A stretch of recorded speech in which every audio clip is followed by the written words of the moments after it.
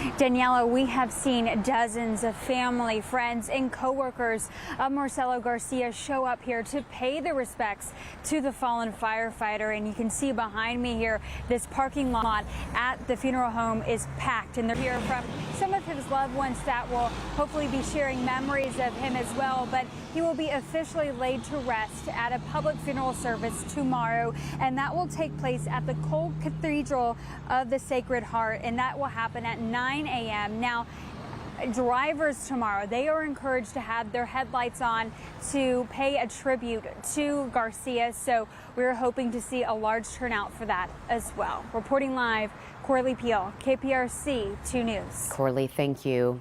Well, Texas has banned a funeral home where a public viewing is underway. Corley. Daniela, everyone who knew Marcelo Garcia says that he was so much more than a firefighter. And you can see behind me that hundreds of people.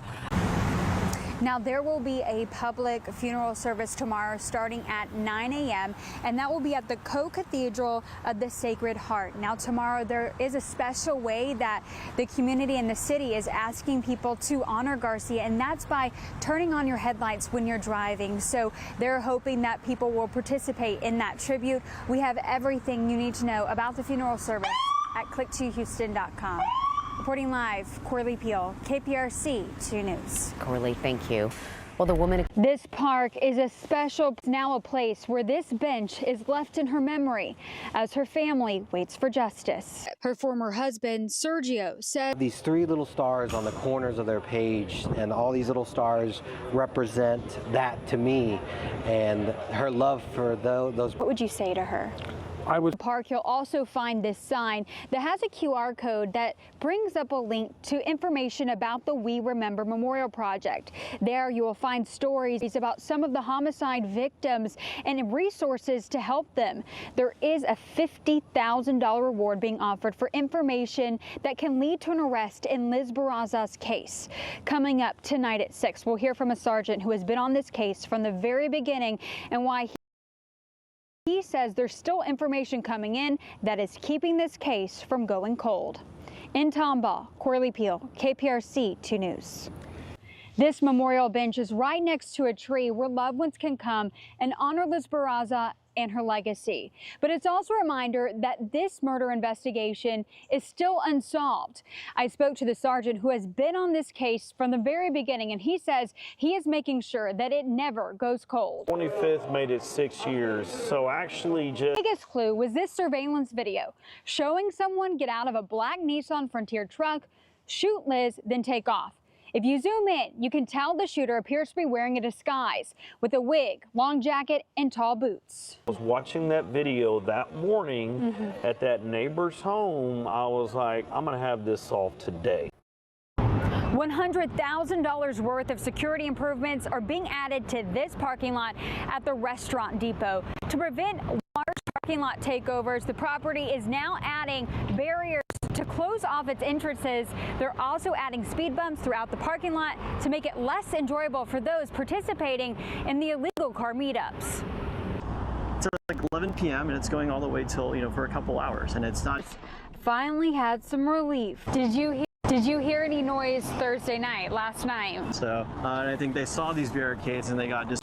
Councilwoman Kamen's office has already been funding overtime for HPD, but she says police are now going more. HPD is going to be positioning additional assets in the area while these temporary fixes are in. Of what those security measures could look like. Restaurant Depot is closing off its entrances at night, and they're adding speed bumps throughout the parking lot to make it less enjoyable for those wanting to participate in illegal car meetups. HPD is going to. Rafael Romero did not speak during today's court hearing, but this was the first time Lisbeth Medina's mother, Jacqueline, saw her daughter's accused killer in person. There are a couple of hearings that are set leading up to that August trial, and Lisbeth's mother says that she will be at every single hearing. We'll hear more from her coming up at 6. In Edna, Corley, KPRC 2 News. So what was that like, seeing Romero inside the courtroom for the first time? It was terrible. I definitely held up a little better than what I expected, and I just Why did you choose to sit so close? to make sure that he saw me. I was feeling so many things. I couldn't stop shaking. I had to breathe and calm down because I know I needed to stay in there. What are your thoughts on that? It's what I was expecting. I didn't expect anything less. It has been pushed back again to August. To August, yes. All I can say is that, Now from the neighborhood with what neighbors are calling for, and also we get HISD's response. Corley. Keith, this intersection near Gatewood Avenue and Ingomar Way is where Madison High School students typically get picked up and dropped off every single day. We're also less than 100 feet from a registered sex offender's house. Now, he has served his time and he's no longer on probation, so legally he can live wherever he wants. HISD tells us that they are looking into this, but neighbors are hoping something can be done to give them peace of mind. What is the issue out here in this neighborhood? Well, it's come to my attention through my tenants that live here. They were apprehensive about saying anything in the front yard of a registered sex offender. It just makes everybody leery. They're not mad at him. He's in compliance. He's telling the police. Several of his tenants called him for help, so he reached out to HISD a few weeks ago, hoping for a solution. Moving the school bus stop could be tricky. We looked up the address on the Texas sex offender website and found that there are more than 200 registered sex offenders within a 2.8-mile radius of this school bus stop. And the school bus stop we moved down here to South Post Oak Road and Gatewood, where the map does not show any registered sex offenders in this direct area. I think it's important for other families to look at their bus stop, because if it's happening here, it's got to be happening somewhere else in the city as well.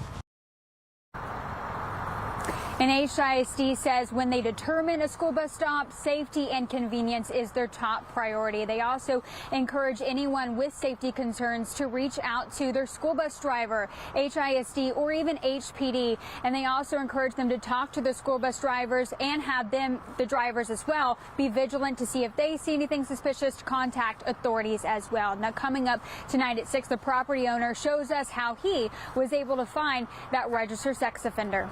Reporting live, Corley Peel, KPRC 2 News. All right, Corley, thank you. County finding out more about this. Corley. Andy, things have calmed down outside the jail here, but we have learned from authorities that there were this all happened during those shakedowns whenever the inmates are getting checked for contraband.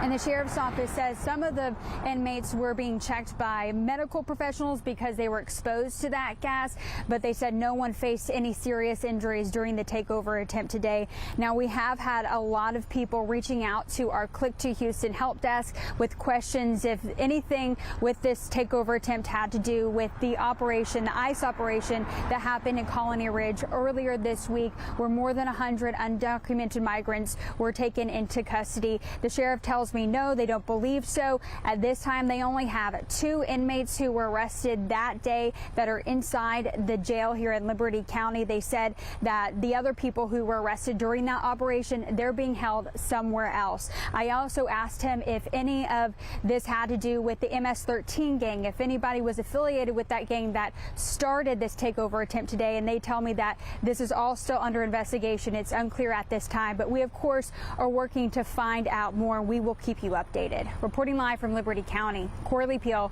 KPRC 2 News. All right, Corley, thank you for that update.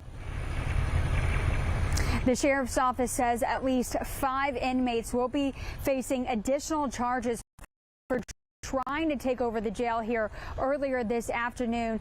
Deputies say that the other inmates who are inside some of the pods that were significantly damaged will also be moved to other facilities, but it's unclear exactly where at this time. But take a look at this video from early. Inmates were being treated by medical professionals because they were exposed to that gas, but deputies say that no one faced any serious injuries during this takeover attempt today. The sheriff's office says they also have a line open for the sheriff's office in the jail. If anybody has a loved one that is currently being held in the jail, they can call and check on them to make sure that they are okay.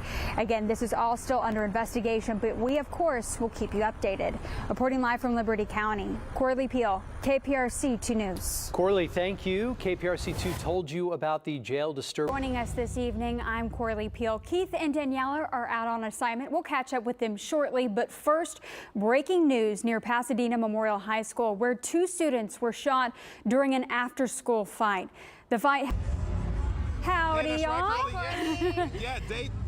Howdy, yes, indeed. Yeah, this is day 2 of the World Championship. To the studio to Corley. Enjoy that barbecue, guys. All right. Well, coming up, President Trump's dismissal of thousands of federal workers is, of course, hitting Houston, too. There are several challenges to the sudden terminations. A federal judge in California has called the mass layoffs illegal. But where it goes from here is anything but clear. KPRC 2's Joel Eisenbaum just talked to one of those terminated workers. And Joel, this has to be tough for her. Corley, of course, you get fired from your job. That's going to be a tough day, maybe a tough week.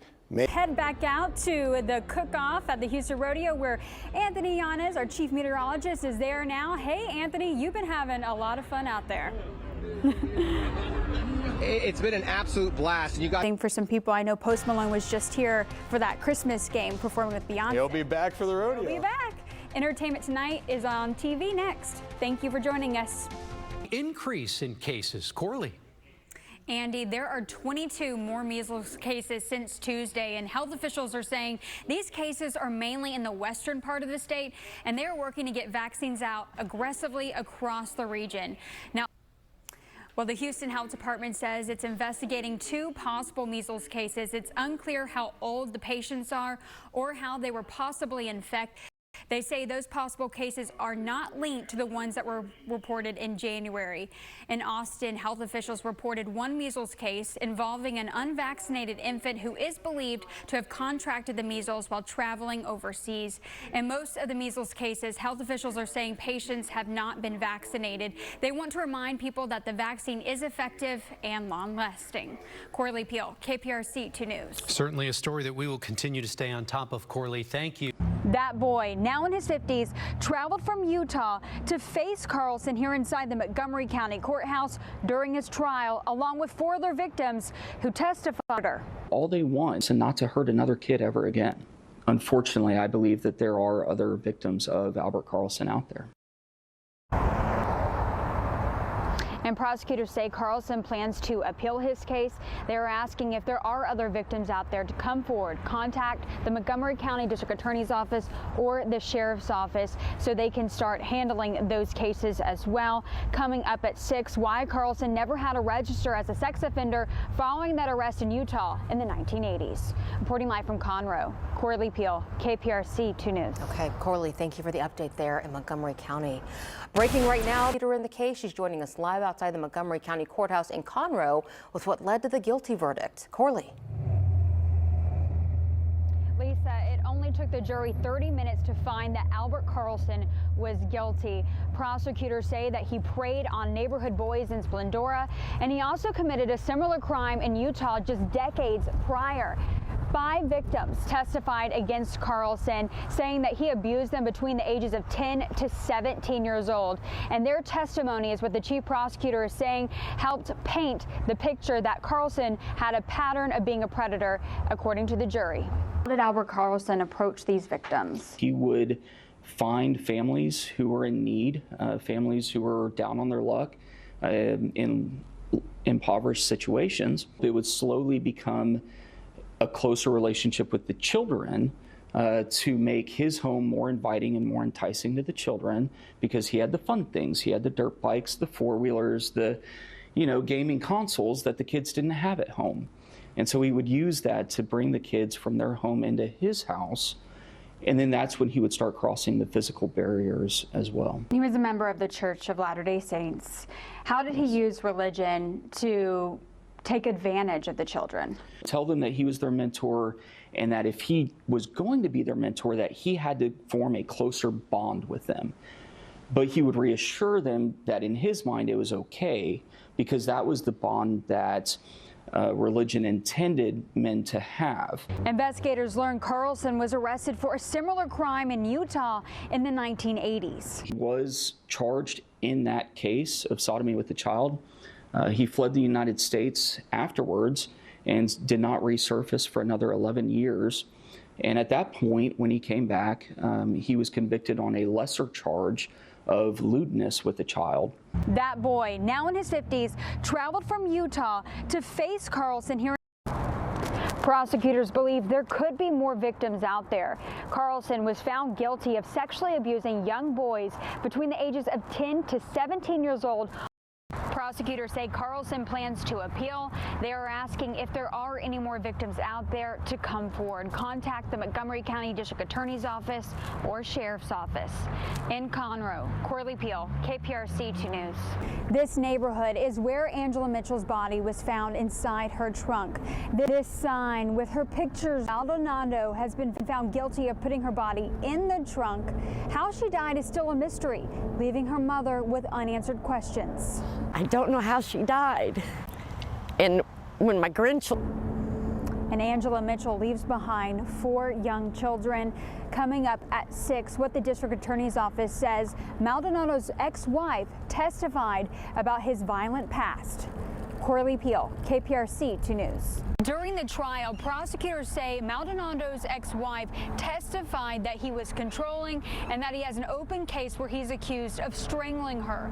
Angela Mitchell's mother says she's relieved that he has been found guilty for putting her daughter's body inside the trunk of her car that was found in this neighborhood, but she says she still needs answers about her death. The jury found the defendant. Came up. And where was your daughter last known to be before she disappeared?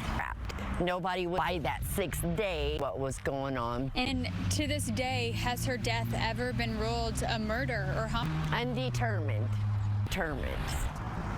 The Galveston County District Attorney's Office says that Angela Mitchell's death is still an open investigation.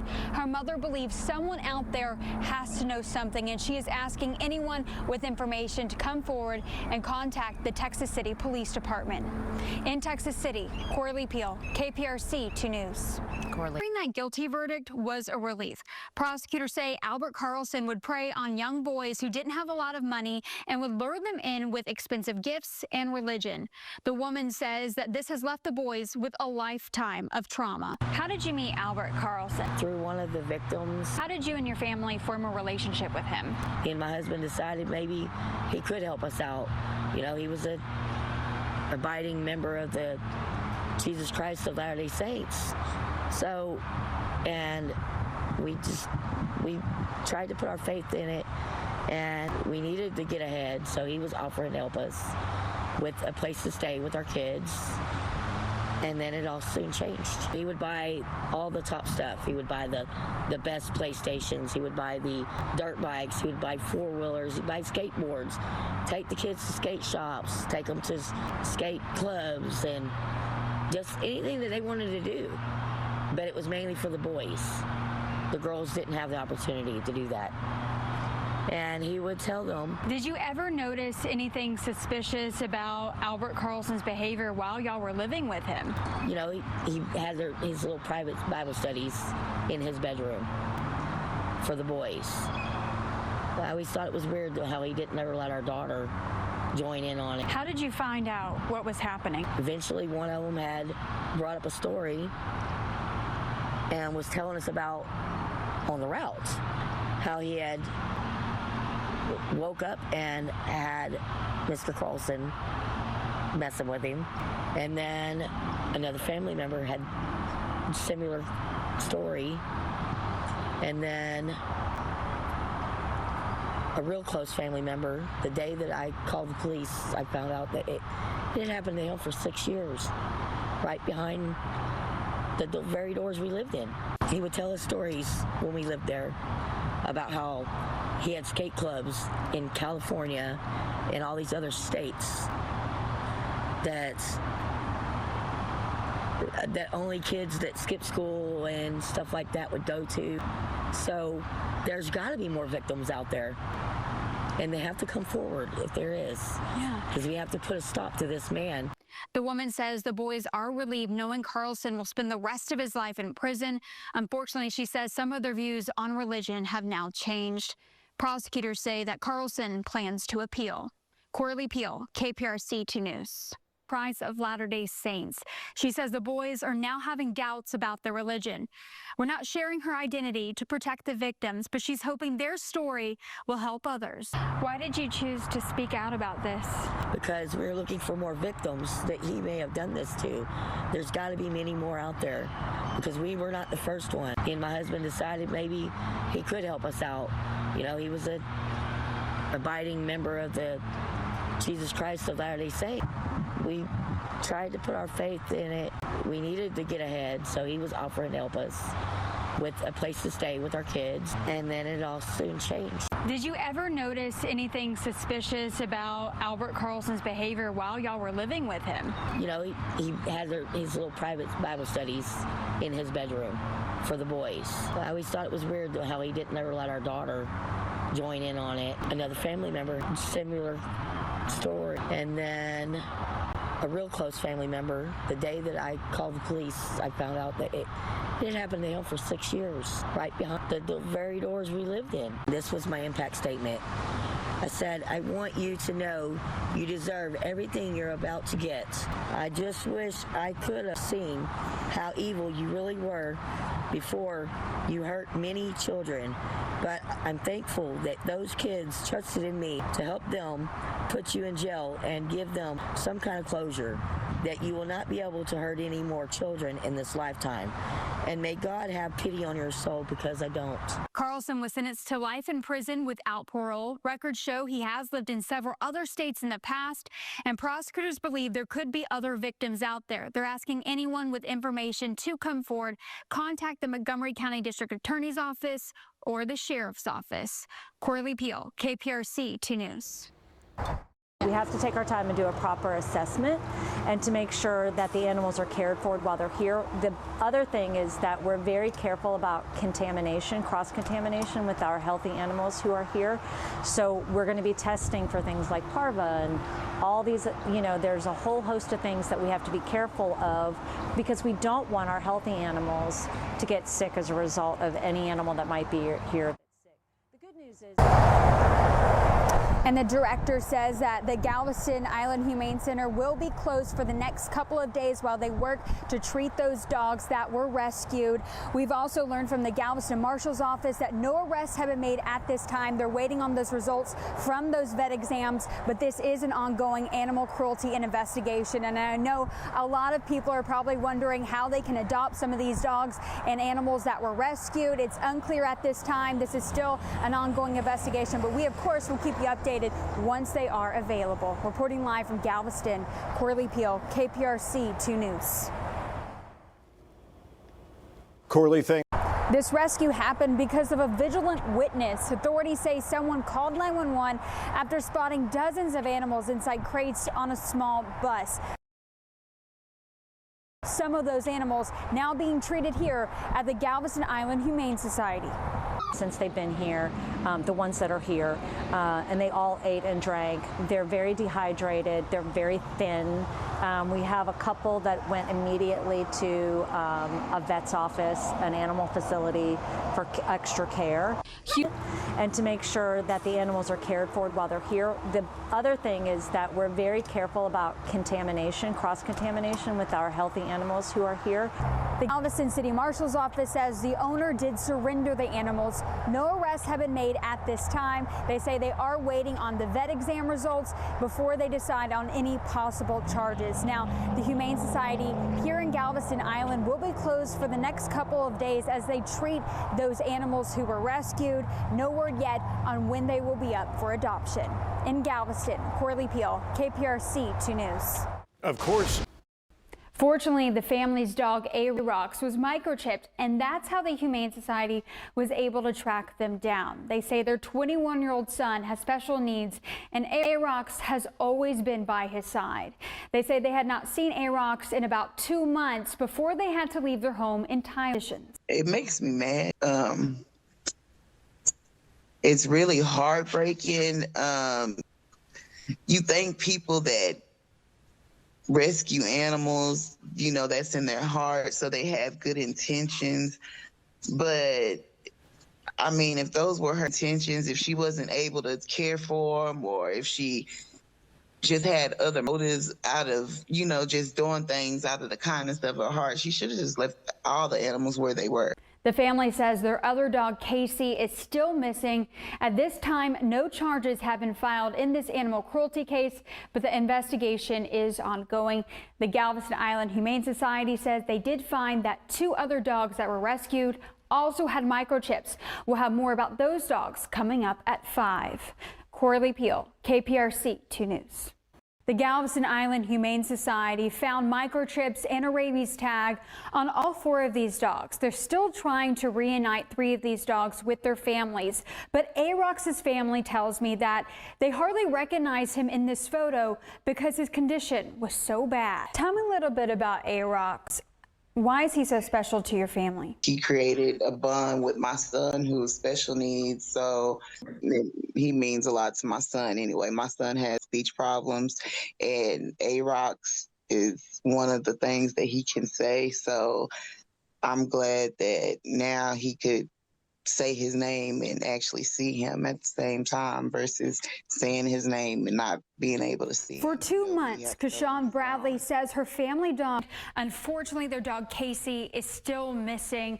At this time, it's unclear if the woman who initially took in their dogs is the same woman who is being investigated for animal cruelty. We're trying to find that out as well. No charges have been filed at this time. The dogs and animals that were rescued have not been placed for adoption just yet, but we of course will keep you updated.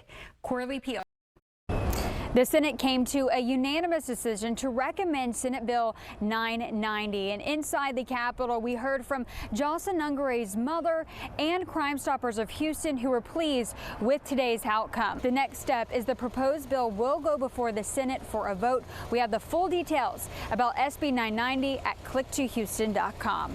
Reporting from the Capitol, Corley Peel, KPRC 2 News. Parker's Crossing neighborhood in West Harris County. Corley, what are you learning from neighbors? Zach, this neighborhood is filled with families, and we talked to several neighbors who said they heard yelling coming from that home where the teens live earlier in the day. Now, deputies responded to that home last. All 3 teens were arrested. The sisters, they were all arrested and charged with aggravated assault. They are currently being held in the Harris County Juvenile Detention Center. Now, the Harris County Sheriff's Office, they tell me that this is the 3rd time this year that deputies have been called to that home. We'll tell you what those calls were for coming up at 5. Reporting live from West Harris County, Corley Peel, KPRC 2 News. Corley, thank you. A home here inside the Barker's Cross. 18 sisters are accused of trying to kill their mother. Neighbors say they hear yelling and see deputies outside their home on a regular basis. One neighbor who asked to remain anonymous says she saw the scene overnight. 3 teen sisters were mad their mom turned off the Wi-Fi. Deputies say they grabbed kitchen knives and chased their mom inside their house. Grandmother was also knocked over as she tried to protect the mom. Fortunately, both of them are okay. The Harris County Sheriff's Office says this is the 3rd time deputies have been called to that home since January. The other calls include a runaway child and a disturbance involving children who were fighting. All 3 sisters are charged with aggravated assault and being held in the Harris County Juvenile Detention Center. In West Harris County, Corley Peel, KPRC 2 News. Neighbors tell me they are aware that this man is currently on the run, but they don't know who he is. Crime Stoppers is hoping the $5,000 reward they are now offering will help lead to an arrest. In this case, if you recognize the man in that sketch, you're asked to contact Crime Stoppers. Again, there is an up to $5,000 reward for any information that can lead to an arrest. Corley Peel, KPRC 2 News. All right, we want to get an early look at our weather now. Warm and lead agency in this investigation. They are asking if anybody has any information or if you saw Jade before she was last seen to please come forward. We, of course, will keep you updated. Reporting live from U of H, Corley Peel, KPRC 2 News. All right, Corley, thank you. Investigators say witness Corley. Daniela, we learned from the sheriff about an hour ago that several people here at this apartment complex called 911 saying they saw that man breaking their unit windows and possibly trying to break into vehicles as well. Take a look behind me here. You can see this scene is still active. We'll be out here. As protocol, the deputies will be placed on administrative leave and there will be an internal affairs investigation. Detectives are asking if there are any witnesses out here to please come forward. Reporting live from Channel View, Corley Peel, KPRC 2 News. Corley, the two students are siblings and they are both receiving medical care after they were both diagnosed with active tuberculosis. Klein ISD says they won't be allowed back on campus until they are cleared by a doctor or Harris County Public Health. Tuberculosis is treatable and curable with medication.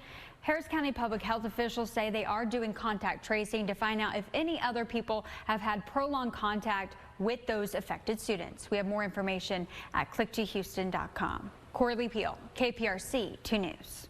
There have been several groping incidents, sexual assaults, and brutal attacks that have happened at different parks and hiking trails throughout the greater Houston area over the past several months. But Pasadena police don't believe any of those attacks have anything to do with a groping incident that happened here at Holly Bay Park. Live just outside the Harris County Courthouse with those details about this plea deal he was supposed to take. Corley? Daniela and Keith, James Anderson was out on a $300,000 bond and showed up here about to be sentenced in his wife's murder when things took a deadly turn. At this time, it's unclear what kind of drug Anderson took and how he managed to get inside the courtroom with it. The medical examiner will be doing an autopsy, and we, of course, will keep you updated. Reporting live from downtown, Corley Peel, KPRC 2 News. Corley, thank you. Bill joins us live outside Child Protective Headquarters with what is going to happen to those children. Corley. Keith, now that the children are in CPS custody, they will be placed in foster care, according to officials. But tonight, their mother is in the hospital while their dad is in jail on that unrelated charge.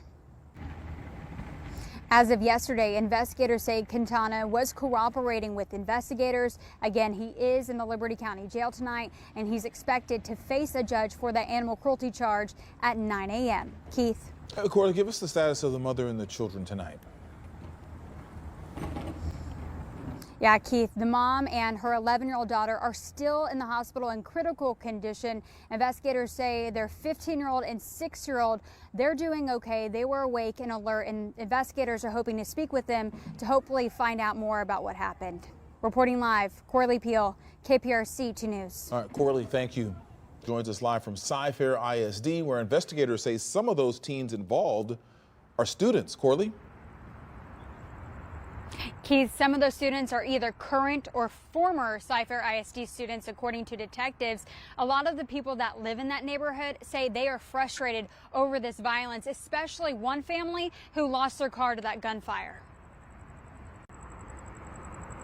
And that father tells me the worst thing about all this is that they don't have insurance on that car. So all those damages, they're going to have to pay for out of pocket.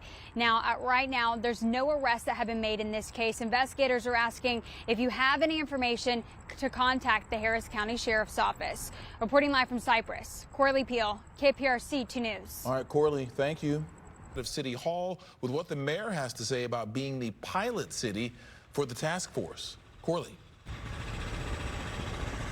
Keith, Mayor John Whitmire tells me that Governor Greg Abbott reached out to him last week to let him know about this violent crime task force here in Houston and Harris County. The mayor says that crime has gone down here in Houston since he took office, but he says he's welcoming those resources from the state to make sure our city is safe. I've said all along, we're going to... How confident are you that this new task force will help reduce crime even more? How is this being funded? Judges to deny bail for suspects who are charged with violent crimes. And Whitmire says that violent offenders need to be held accountable and make sure that they do not receive low bonds. Reporting live from downtown, Corley Peel, KPRC 2 News. And Corley, thank you. 2 News reporter Corley Peel, who has new details about the victim. Keith, we've learned from Sugar Land police that the road rage incident was not random, and the shooter was in a relationship with that woman he is accused of killing. Now, out here in Houston, there is no longer a crime scene where those two men were shot and killed earlier this afternoon. Investigators tell us that these shootings happen at two different out here was loved by so many people. We're also told that the other man that was killed was an employee at the other auto shop across the street. They were all too devastated to speak tonight, but there is still a lot of questions about how this all unfolded and why. We, of course, are asking those questions, and we will continue to keep you updated. Reporting live, Corley Peel, KPRC 2 News. We know it's a tough time for those two families, Corley. Thank you. Peel joins us live now from that scene with what we know so far. Corley. Keith, it is an active scene out here. We have seen dozens of SWAT members show up here in the past 30 minutes. If you look behind me, you can see things to know the condition of the children, of the man that's believed to be inside that apartment complex as well. We are on standby for any information, and we, of course, will keep you updated as soon as we learn more. Reporting live, Corley Peel, KPRC 2 News. That isn't Plan on being out here for as long as they can as they continue collecting surveillance video and as much evidence as possible. We, of course, will keep you updated. Reporting live from Northwest Harris County, Corley Peel, KPRC 2 News. All right, Corley, thank you. Was in the meeting, and Corley, walk us through some of those details. Daniela, that meeting wrapped up very quickly, but based on information from HISD, most homeowners could still end up paying less in property taxes. And they said the difference, there's an increase about 1 penny from this year and last year, but homeowners will not be feeling that. Here's a look at some video at some breakdown of how much this will cost people and what this will look like. We will have that breakdown tonight at 10 o'clock. Reporting live from HISD, Corley Peel, KPRC 2 News. All right, Corley, thank you. We find KPRC 2 News reporter Corley Peel tonight. She's joining us live with what you need to know about the new tax. Corley. Daniela, several schools like Sinclair Elementary are still recovering from the damages from those storms, and HISD says raking up the tax hike is the only option to recover those damages. But if you're wondering why you didn't have to vote on this, it's because the board says they didn't need your vote because there is a disaster declaration.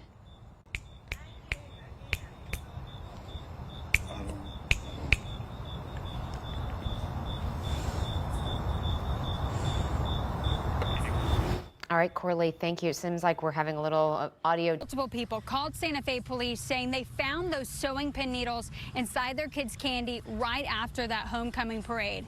The father we spoke with says it was a Kit Kat bar just like this, and that pin was found right underneath the flap of the wrapper. But fortunately, his daughter caught it in time. Eggs, and as soon as the floats start pulling out, just like normal, everybody starts throwing candy. The kids are all scrambling, and good time, you know, it's tradition out here. Jeremy Parton says I pick it up, and sure enough, basically atomic bomb goes off in my head. Daddy mode kicks in. Halloween is right around the corner. So what is your family going to do to make sure that y'all stay safe? Santa Fe police say they are working with the school district and trying to figure out who is responsible for tampering with the candy. The district tells us that police are in charge of this investigation, but if you did go to the parade, officials are asking that you check your kids' candy, and if you know of anything suspicious, to report it right away. In Santa Fe, Corley Peel, KPRC 2 News. Corley Peel joins us live from the newsroom with new details about this crime. Keith, we've learned tonight that the girl died from hypothermia after investigators say she was left in the hot car while her mother went into work. And the mother remains in the Harris County Jail tonight. Her court date is scheduled for Monday morning. Reporting live from the newsroom, Corley Peel, KPRC 2 News. Corley, thank you. Peel is on the scene right now for most of the evening with the very latest. Corley. Daniela, a tragic situation out here. I spoke with a detective here at the scene, and he told me that 4-year-old boy is expected to go into surgery tonight at Memorial Hermann Hospital. Now, this scene has gone down in the past 20 minutes or so. This is the safe course. We will keep you updated as soon as we learn more. Reporting live, Corley Peel, KPRC 2 News. Okay, Corley, thank you very much. Well, at Reporter Corley Peel joins us live outside the Montgomery County Sheriff's Office with how they learned of these deaths. Corley. Keith and Daniela, the sheriff's office says that a family member called 911 after finding the people deceased on an open porch. Investigators say all three people had gunshot wounds, but it's still unclear what led up to this tragedy. And neighbors tell us they weren't sure if the family was still living at that home. They said they would not see them on a regular basis. Investigators say they are still working to identify family members. They have not released the names of those three people at this time, but this investigation is ongoing. Reporting live from Montgomery County, Corley Peel, KPRC 2 News. Corley. She joins us now. Corley, tell us what you've been able to learn. Keith and Daniela, we just spoke with Harris County detectives in the past 20 minutes or so, and they told us that this deadly shooting happened after an argument over an open door at a home here down on this street. And you can see that this too intervene and see if charges will be filed. We, of course, will be on standby for that, but this is an ongoing and active investigation. Reporting live, Corley Peel, KPRC 2 News. Corley, thank you. Well, Harris. Corley Peel is live at the scene with how the girl is doing tonight. Keith, fortunately, that 13-year-old girl is expected to be okay. As for her 12-year-old brother, it's unclear where he is tonight, but investigators have left the crime scene and they cleared this about. And investigators say a guardian was at the home at the time of this stabbing. Again, it's unclear where the 12-year-old boy is, but investigators say this is an ongoing investigation, and we, of course, will keep you updated. Reporting live, Corley Peel, KPRC 2 News. All right, Corley, thank you. Corley Peel is live in Richmond with what we've learned here, Corley. Joel, Carmen Turner has not been charged with a crime, but according to those search warrants we obtained, she's accused of possibly misusing more than $27,000 in taxpayer money. And according to those records, this investigation started with a tip from a former employee. I stopped by Turner's office earlier today for comment, but I was told she was at a conference. I also emailed Turner. I have not heard back at this point, but we will let you know when we do get a response. Again, she has not been charged with a crime, but the Fort Bend County District Attorney's Office tells me it has recused itself from this case. They say the DA represented Turner in a private case years ago. The Harris County District Attorney's Office is now handling this case. The spokesperson tells me they cannot comment on the ongoing investigation. Reporting live from Richmond, Corley Peel, KPRC 2 News. Called 911. First responders arrived to the multi-million-dollar home following the attempted murder-suicide. And when deputies arrived, they found Jessica Quintana unresponsive in a pond on their property, along with her 3 children. The mother and children were rushed to the hospital, but all of them survived. And on Friday, Quintana was released from the hospital, but quickly picked up by deputies. And she is now charged with attempted aggravated assault, serious bodily injury to a family member with a deadly weapon, and 2 counts of injury to a child causing serious bodily injury. He says this case is still under investigation. Quintana is in the Liberty County Jail on a $3 million bond. The father, Domingo Quintana, was arrested right after that near drowning and animal cruelty. The district attorney says he will not be charged in the mother's attempted murder-suicide plot. Live in the newsroom, Corley Peel, KPRC 2 News. Corley, thank you. With the new legal allegations against the owner, Corley. Joel, the woman reached out to me after she saw our story about those allegations about the Washington Park owner. Now, we're not naming him because he has not been charged with a crime, but the woman says she has filed a report with Houston police after realizing she might not ever get her $20,000 back. And it stated I would put up. Some say they have never received a dime after working here for months. We stopped by Washington Park that day, but the owner wasn't there. He later denied. So this is money that I. Now, it does appear Washington Park has closed. The gates on the property have been locked up, and there is no longer a website up. Houston police say that they did receive that woman's report yesterday, and they are investigating this case. I also spoke with a former employee here, and he says to this day he has never been paid. I did reach out to the owner tonight asking for comment about these allegations, but he has not responded at this time. Reporting live, Corley Peel, KPRC 2 News.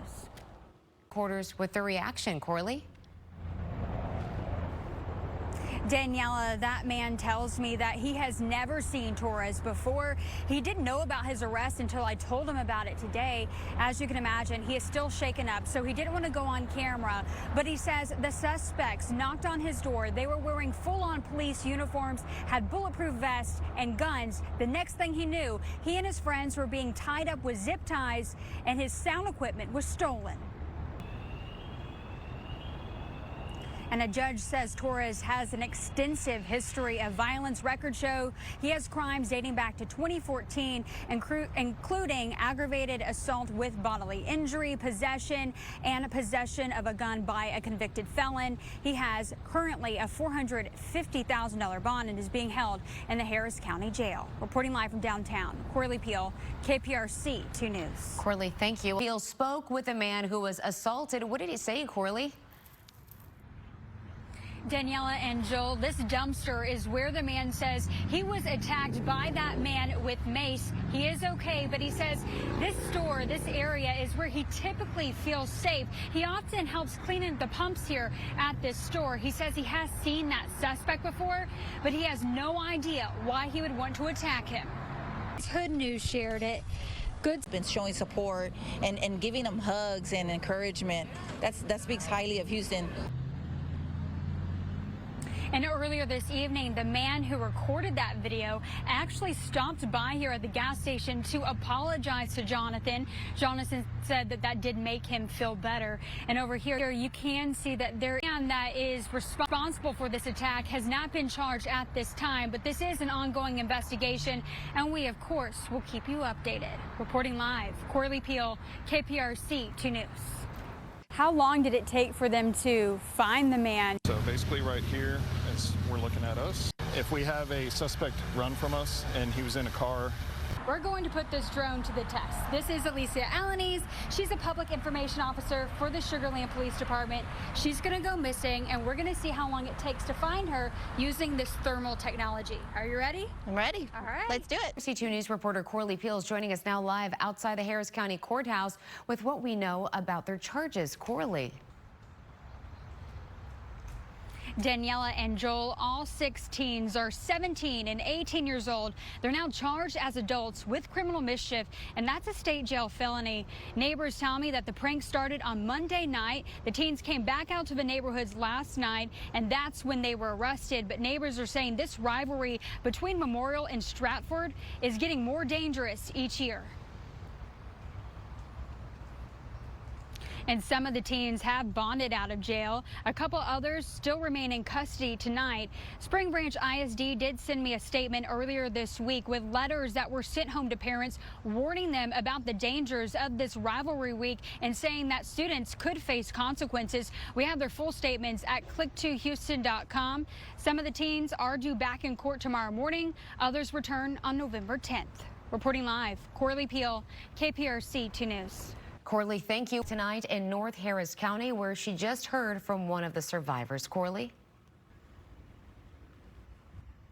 Daniela, I spoke with that survivor about 30 minutes ago, and she tells me she was 18 at the time that Pat allegedly sexually assaulted her. She didn't know about his arrest until I told her today, but as you can imagine, she is relieved that he is now behind bars. She says there have been a lot of sleepless nights with him out on the run.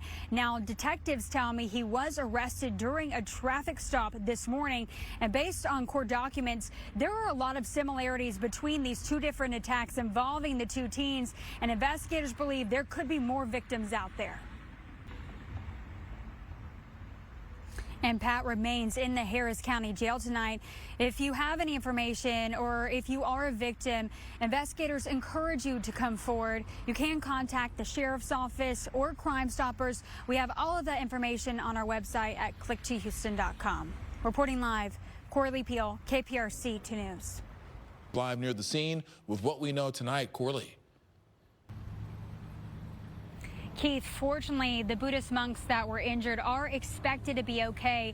And in the last 15 minutes, I did hear from their spokesperson who says they're still gathering more information about their conditions. But that crash scene did clear out here earlier tonight. You can see it is dark behind me, but back here on US 90 is where that crash happened earlier. The car that was escorting the monks, they did get checked out for the injuries. They're expected to be okay. The driver of the truck did stay at the scene, and police say this is an ongoing investigation. The spokesperson for the group tells me that they're still working with police to find out more details and more information. They said they will be speaking out more once they get more of those details, but they are grateful for the community support tonight, especially knowing that the monks that were injured are expected to be okay. Reporting live from Dayton, Corley Peel, KPRC 2 News. All right, that is a good update, Corley. Thank you. Corley Peel joining us now live about why Beverly's attorney says his arrest is a big misunderstanding. Daniela, Patrick Beverly's attorney sent us a statement saying that he was defending his little sister at the time of that incident. Beverly is also cautioning the public about these allegations. And Beverly's attorney adds that he does not have a criminal record. This is an ongoing investigation, and we will keep you updated. Reporting live, Corley Peel, KPRC 2 News. Corley Peel spoke with Little's daughter tonight. She joins us outside HPD's Midwest substation with that daughter's reaction. Corley. Keith, Jean Little's daughter, tells me she spent years searching for her father, and it turns out he wasn't lost. He was found roughly 25 years ago and buried in the Harris County Cemetery, a place where the unidentified and unclaimed are laid to rest. After years of searching without any answers, Little's family, over the years, Smith stayed in touch with detectives. Decades, Smith felt like a prisoner, trapped with anxiety and fears. Been released of. And Little's daughter tells me she is still waiting on her father's death certificate. However, the Houston police don't believe there is anything suspicious about his death. His daughter is hoping that his story will inspire other families of missing people to never lose hope. Reporting live, Corley Peel, KPRC 2 News. Reporter Corley Peel joins us live with the man's connection to that boy. Corley. Keith, that man is not considered a suspect, but since he is a person of interest, detectives want to talk to him because they believe he could know something about this 16-year-old boy who was tragically murdered in this area. And police are asking if you recognize the person of interest or if you know where he is to contact Houston Police or Crime Stoppers. There is an up to $5,000 reward for any information that can lead to an arrest. Reporting live, Corley Peel, KPRC 2 News. Hoping for information, Corley. Live team coverage of the damage tonight. We are speaking to residents across Northwest Harris County who are cleaning up and bracing in case their homes get hit again. Live from that neighborhood, just taking a look at this description. What scary moments that boy and his dog must have gone through, Corley. Daniela and Keith, that is right. And unfortunately, the Beck family, they can't stay inside their house tonight because it is not safe. They actually came home to find this caution tape. We were driving through the rain and we almost decided to pull over, but we wanted to get home to make sure he was okay. Sheriff's Office says crews will be back out here tomorrow morning to assess the damage starting at 7 a.m. As for the Beck family, unfortunately, they said they won't be able to have Thanksgiving in their home this year, but they are hoping that will change by Christmas. Reporting live from Cypress, Corley Peel, KPRC 2 News. We hope so, Corley. Thank you. We've learned Joshua Gomez is now charged in 3 different sexual assaults, and the sheriff told us here today that there could be more victims out there. Detective Amy Seaton said Joshua Gomez is no longer in jail. He made his $100,000 bond. For more details on this case, head to click2houston.com. Corley Peel, KPRC 2 News. there may be additional victims that the so-called cowboy is accused of sexually assaulting, and that's according to detectives who say that he takes advantage of the women after convincing them to leave the nightclubs with him.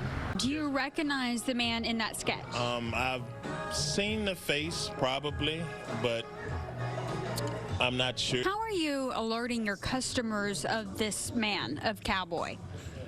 When they come in, I just let the ladies know we have this guy that's sexually assaulting ladies. Be careful. And again, detectives say there could be more victims out there. If you recognize the man in the sketch or if you know where he is, you're asked to contact the Harris County Sheriff's Office.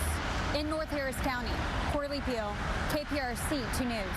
Reporter Corley Peel joins us live with what the survivors are saying about these alleged crimes. Corley. Yeah, Keith, the survivors mentioned that they felt like their sense of safety was violated, and now they're calling for change because they feel like warning signs were ignored. Now, McGraw is in the Bell County Jail. His attorney talked to NBC News this week, saying they had not seen the charging documents yet, but they continue to be cooperated while maintaining that no non-medically touching occurred. Keith. Very brave for those women to speak out. Yeah, for sure. All right, Corley, thank you. Peel, she joins us live from near the scene right now where she just heard from a witness. Corley. Keith, we spoke with witnesses who worked at a car dealership right off the service road. They said they rushed outside after seeing those flames, and you can see behind us over there on. And TxDOT is expected to come out here as well. I'm told that another 18-wheeler will have to come out here to remove that truck that was damaged from the fire. Investigators with HFD tell me that traffic could be impacted out here for a while, so we of course will keep you updated. Reporting live, Corley Peel, KPRC 2 News. Wow, those flames were intense, Corley. Thank you. And as you can imagine, there are serious delays. Ramirez's family is coming this evening. Corley. Keith, Crystal Rose Ramirez's family is devastated. Court records show her boyfriend, Jesus Varela, recruited his nephew to dispose his girlfriend's body. He is charged with tampering with a corpse, assault involving a family member, and unlawful restraint, but he's not charged with murder, leaving her family with a lot of questions. Right now I feel anger, I feel depressed, and I just cry every day. She was asleep and then started bagging her up. Father says a woman who knows the nephew notified authorities. And Ramirez's family is hoping that anyone that might be involved in a domestic violence situation to speak up and to seek help. Varela is currently in the Harris County Jail on a $245,000 bond. He is a Honduran national, and he currently is on an ICE hold. Reporting live, Corley Peel, KPRC 2 News. Very sad to hear their pain, Corley. Thank you. At the Baytown Jail, Corley. Keith, Goose Creek ISD is being tight-lipped about the student accused of killing his classmate with scissors earlier this morning. But in the past hour, we did see a Goose Creek ISD police car outside here at the Baytown Jail. They weren't able to give me any information. Is not releasing the name of the student who tragically died earlier this morning, but they did say they are providing counselors and information and anything that student and staff may need for support during this difficult time. We, of course, have more information about this tragedy at click2houston.com. Reporting live from Baytown, Corley Peel, KPRC 2 News. All right, Corley, thank you. Peel joins us live in the newsroom with the frustration from one parent. Corley. Keith, Pasadena police tell me that they're not releasing specific details about the alleged sexual assault because of the age of the students involved. But parents say this classroom holds 3- and 4-year-olds, and they're hoping for transparency. And CPS confirms they are involved in this investigation. The teachers have not been charged with the crime. I did reach out to Pasadena Head Start for comment. I did not hear back, but we have their full statement that was sent to parents at click2houston.com. Corley Peel, KPRC 2 News. All right, Corley, thank you. With the bus driver's family, Corley. Keith, the family member of the school bus driver, tells me that she is physically okay, but as you can imagine, she is shaken up after being chased and held at gunpoint near this intersection. After seeing David Madison following the student in his SUV, she acted quickly to get that student on the bus. David Madison is expected to be back in court tomorrow morning, where a judge will set his bail. Reporting live from Spring, Corley Peel, KPRC 2 News. All right, Corley, thank you. Right now I feel anger, I feel depressed, and I just cry every day. County Jail, where Matthews is expected to be transferred. Corley. Keith, and there's no sign of Andrew Matthews just yet. I've been monitoring the Baytown jail website. It's showing that he's still in the Baytown jail. But now that the DA's office has officially accepted a murder charge against him, he will eventually be brought here to the Harris County Jail. And again, we are on standby for Andre Matthews to make his way here to the Harris County Jail, and we will let you know as soon as that happens. Reporting live from downtown, Corley Peel, KPRC 2 News. All right, Corley, thank you. Of this tragic story, we want to begin with KPRC 2 News reporter Corley Peel. Just spoke with a woman who is waiting to find out if her home is a total loss. Corley. Keith, the woman tells me she has not had a chance to go back inside her apartment tonight. But if you look behind me, you can see these apartments. Is the second time she has lost everything in an apartment fire. And she says today brought back major flashbacks. Van Landingham tells me she doesn't know what she will do after she returns home from the holidays. But we did see Red Cross out here tonight working with some of these residents, providing resources for them because a lot of them will be needing it. Reporting live, Corley Peel, KPRC 2 News. Oh, quite a loss there, Corley. Thanks. Just speaking for my son, I'm speaking for every kid that was at that school today. They are broken. They all loved him. Students, teachers, and parents at Sterling High School are mourning tonight after a fight turned deadly. A student was killed after a schoolmate stabbed him in the neck with scissors. At Sterling High School in Baytown with reaction from parents. Corley. Bill, some parents tell me they do not feel comfortable sending their kids back to school tomorrow, but we did see students showing up here tonight. They left some balloons outside of Sterling. It's heartbreaking, and it's right before the holiday. Immediately text my son, and he told me, he said, Mom, such and such got stabbed. He was a joy. He was the type of kid that would dress up in a clown suit, like I told you earlier, just to make you laugh. He didn't have an ill bone in his body. He was friendly, very smart. Everybody loved him. Draco says her students are staying home tomorrow. Just sad, and we got to do better. You know, it doesn't just take parents, it takes teachers, it takes a combination of everybody pitching in and doing our part. And Goose Creek ISD says the school is providing counseling and resources for students and staff tomorrow. Reporting live from Baytown, Corley Peel, KPRC 2 News. Thank you, Corley.